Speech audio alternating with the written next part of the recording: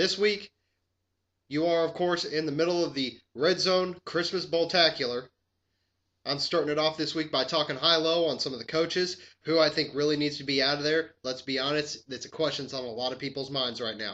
I'm also going to talk a little bit about Donovan McNabb and his little release to free agency as of today. Today being Friday. Of course, this is recorded the day before. The Pooch is back off the DL, and he's bringing you his pick of the litter for this week. Then I'm bringing in Team Money. We're going to talk some football, college football, because this is the Bowltacular. Then I'm bringing you my picks and my fourth and goal. I am the Trubl Zone. Good morning on the West Coast. Good afternoon on the East Coast and in the heart of the Midwest.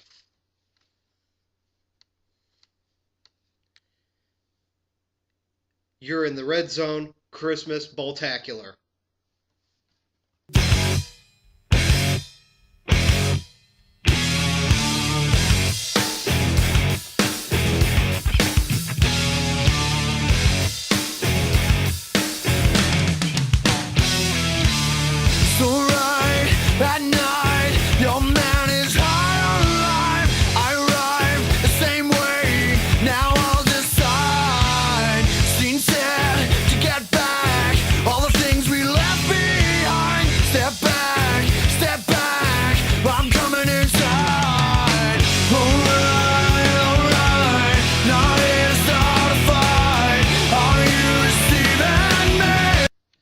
Starting off with high-low this week, I'm talking coaches.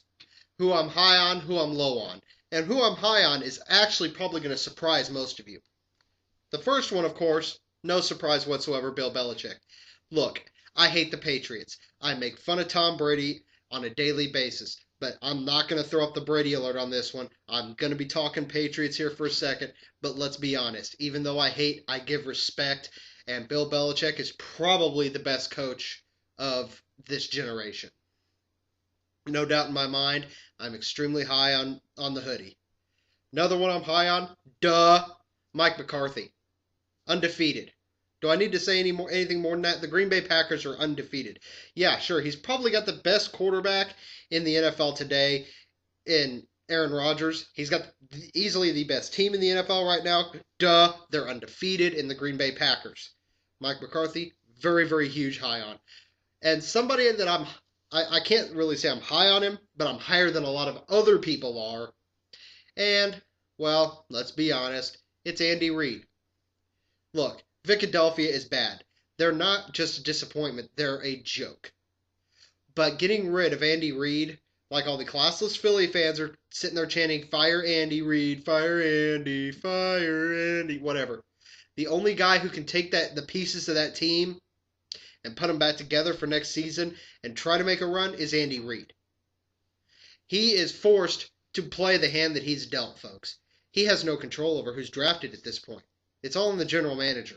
So you want somebody fired over how bad Philadelphia has been this year? Fire the GM. Don't fire Andy Reid. Who am I low on? 2 coaches need to be out the door by the end of this season. Norv Turner of the San Diego Chargers. Why they have kept Marty Schottenheimer Jr. around this long, I do not have any stinking clue. It's bad enough you've got Jamie Crimea Rivers as your quarterback, but do you really want to keep Norv Turner? Norv Turner is never going to see the postseason, folks. You need to get over it, grow a brain. Of course, if the Chargers ownership had any brains, they would have moved the team to LA this year anyway. And of course, Todd Haley. Todd, what you did in the preseason screwed you. Look at all the injuries you've got, okay? It's because your starters didn't have enough work. The fact is, you're out. He has to be out. The problem is, Scott Pioli is still the general manager. Hopefully, they'll see through that and get rid of him too. That would be nice because Matt Castle's his boy. And that's the only reason Matt Castle's there. Matt Castle's a horrible quarterback. Todd Haley is a horrible head coach. Todd Haley's an amazing offensive coordinator, but a horrible head coach. He needs to be gone. Needs to go back to being an offensive coordinator, just like they did, just like what happened with Mike Martz. I also want to talk a little bit about Donovan McNabb. Let's be honest. He requested to be put on waivers from the Minnesota Vikings. Okay, I saw that coming weeks ago. But here's what I find humorous. He actually thought a team was going to pick him up off waivers? Come on. Really? Really? Really? Yes, that is so pathetic. I actually had to steal a line from WWE's The Miz. Donovan, you're washed up. It's over. Look, I've been a DNAB supporter for a long time, but I have to cut my losses at some point, and I'm telling you now, I'm cutting my losses right now. Donovan McNabb is done. Stick a fork in him. DONE, done. We'll be right back with Pooch's pick of the litter.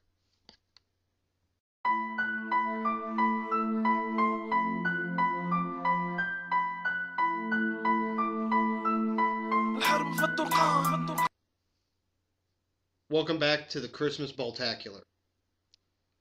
Is the hat freaking you out yet? Honestly, is it really freaking you out yet? Because that's the intention here. It's to freak you out because everybody's used to the bald head, But, it's festive, don't you think? This week, the Pooch is back. He's off the DL, and he's bringing you his pick of the litter. His pick this week, Frank Gore. Quote, if Beanie can rush for 200-plus yards against the Rams, then a healthy Frank Gore with the extra rest from a Thanksgiving Day game, oh, he can too. Run to the litter, he's calling out Peyton Hillis. Quote, glad to see you're healthy, sir. But you get in no yards against the Ravens your first week back. His future alpha male, Caleb Haney. If the Bears stay out of the McNabbarama, Haney could be a legit fantasy start with all the hurt quarterbacks this year. So, that is the Pooch's pick of the litter right here on the Red Zone. When we come back, we're going to talk some bowl games, some SEC, some Big 12. Probably not any Pac-12 or Big 10 because they're pretty much irrelevant. With our college football master and our master of the music, T-Money.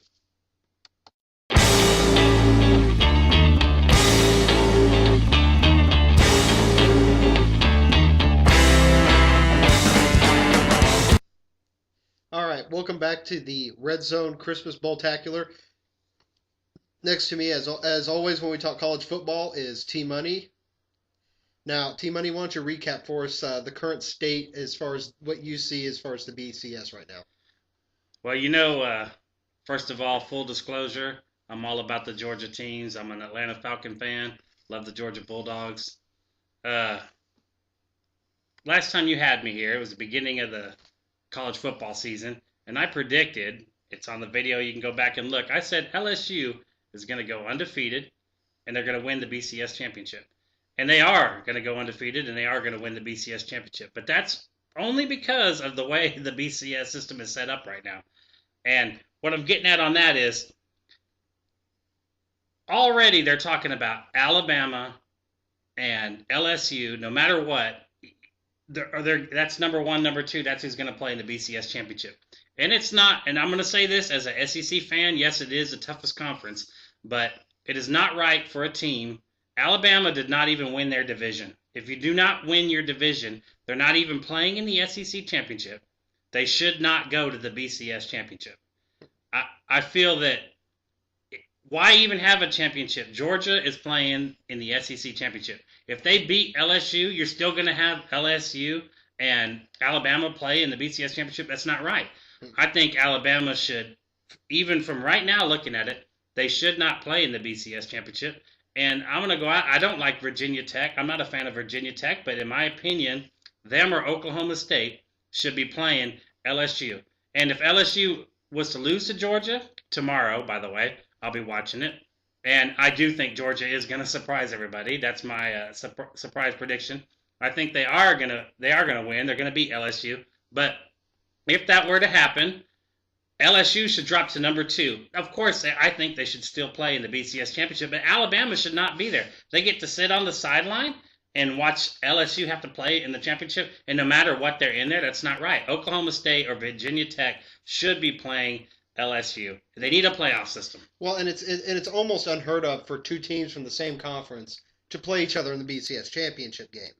It is. It's starting to get ridiculous, and I'm saying this as a SEC fan. Yes, I truly believe that is the hardest conference. Is Alabama the number 2 team in the nation? Probably. Oklahoma State, I think, and Virginia Tech are right there with it. And but I got to be fair about this. I rail on Boise State all the time.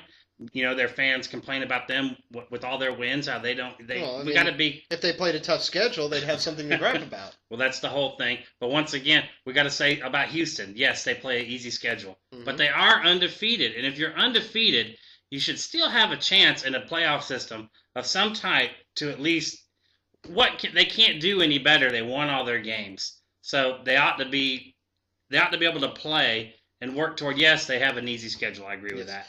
But I mean, it's not like we're going to see the BCS championship game on the Longhorn Network. Yeah, how about them Texas Longhorns? Homer.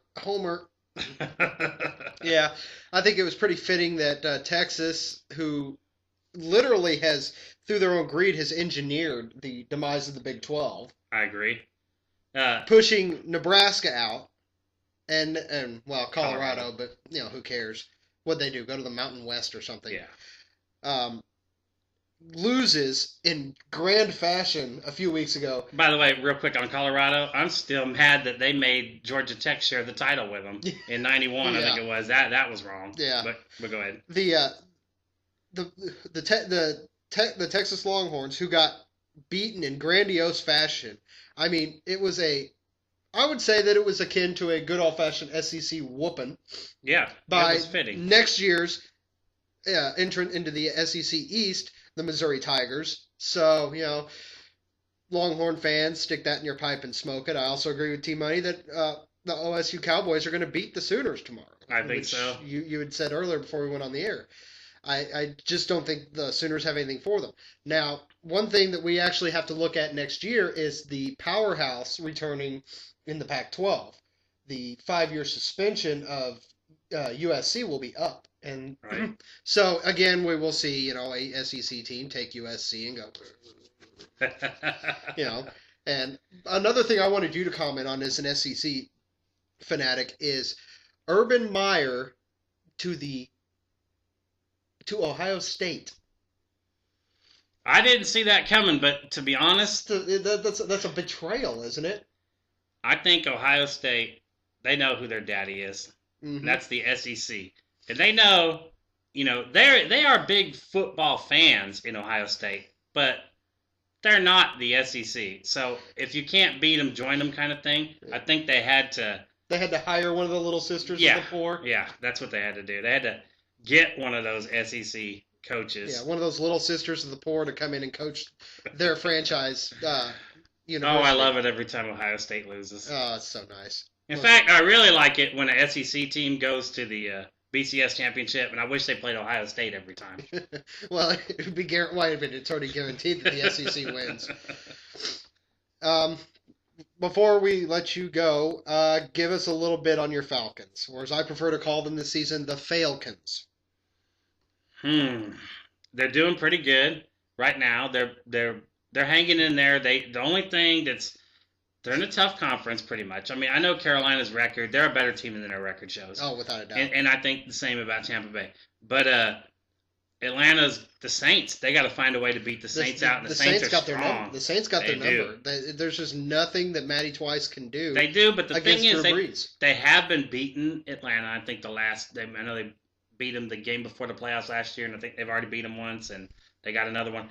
They're due a win. Atlanta on them, and I think that could, if it in the latter part of the season, that could get them into the playoffs. But yeah, for sure, the Saints got their number right now. Maybe the Georgia Bulldogs will leave some mojo on the field in the Georgia Dome, and it'll rub off on the Falcons. Glad you said that. I'm gonna say one last thing. Georgia Bulldogs are 10-2 right now. They had a slow start. Boise State came there fired up in the Georgia Dome and beat them. And Boise State is no laughing team.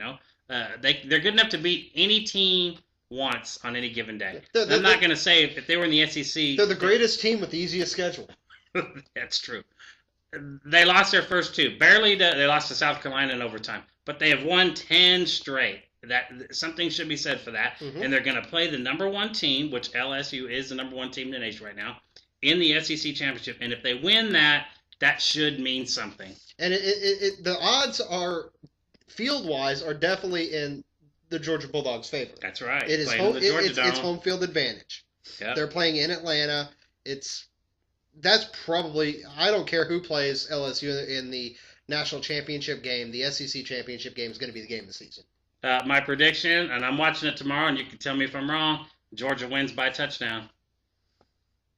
I'm having to disagree and go with LSU, but you all know me. I go for the safe bet, and 90% of the time I'm wrong. Me picking a team is like Mike Greenberg of the Four Letter Network picking a team. It's kind of the kiss of death. That's why I quit picking the Chiefs, but it doesn't seem to have helped. So, we're going to let Team Money go. I'll be back in just a few minutes with my picks and my 4th and goal. All right, bud.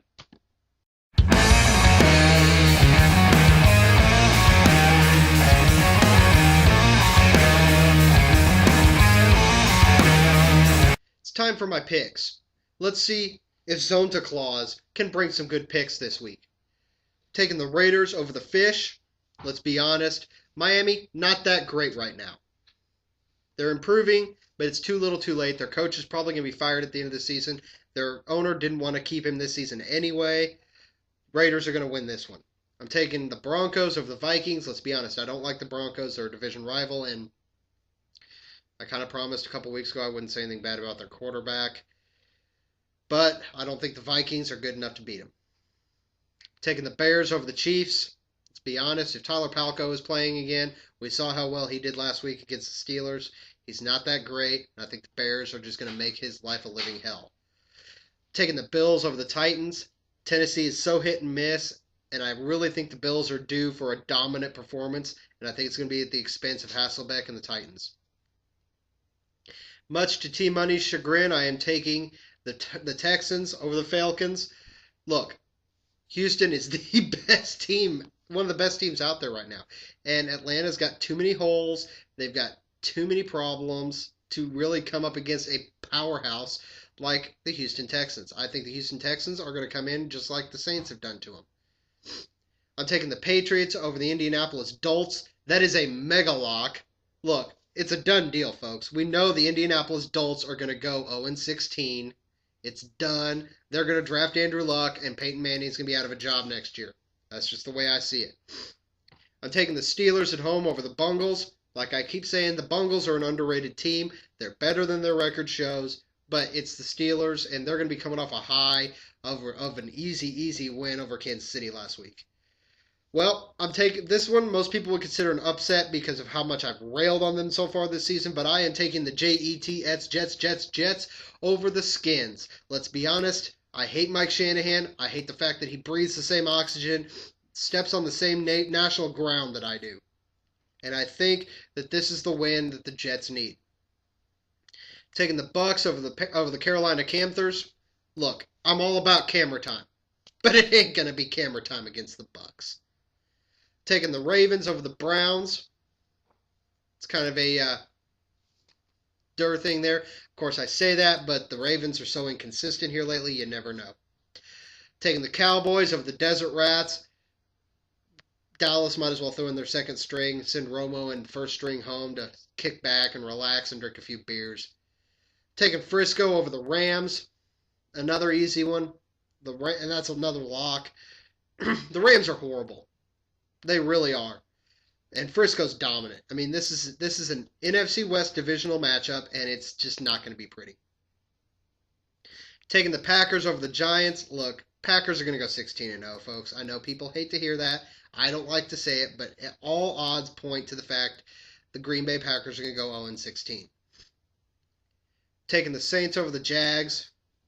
Saints over the Lions. Wow. Getting cross-eyed. Look, the Lions are a much improved team. They are not who we thought they were at the beginning of the season. And the Saints, as Team Money indicated earlier, are a very, very strong team in the NFC East or South or whatever. Wow, my brain just went dead.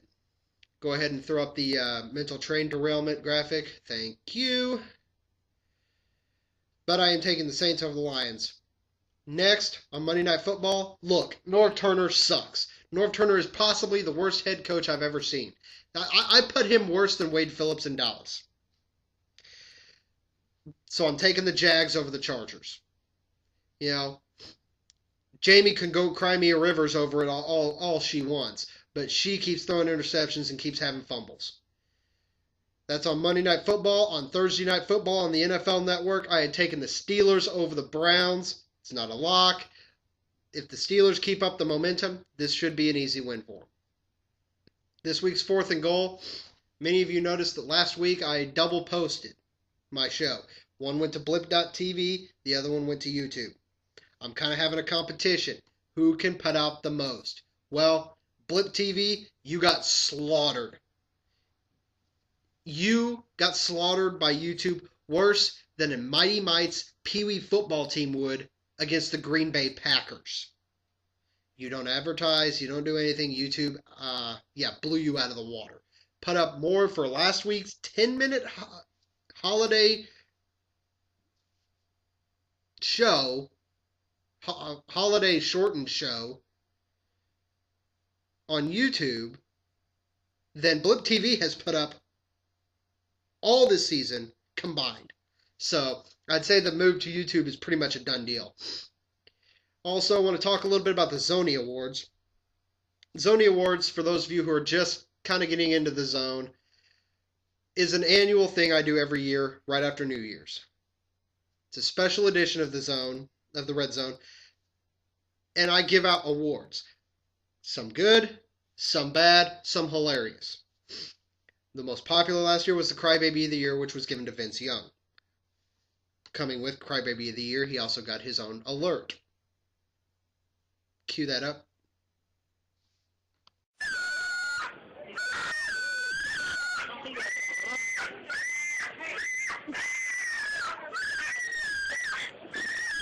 So, as you can see, Vince Young will forever live in infamy for his little, I'm going to take my pads and throw them into the stands last season.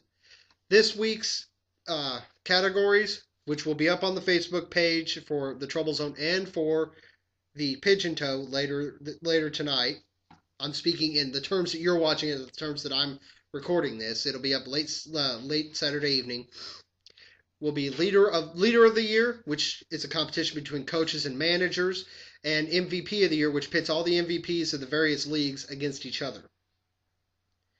As I said, both those categories will be up on the Trubl Zone and the Pigeon Toe Facebooks. I am the Trubl Zone. I thank you for tuning in for the Christmas Bowltacular on behalf of myself, the new Toe Crew, my brother, Jay Rich, T-Money, who is nice enough to guest host with me today. I am the Trubl Zone. Zone out.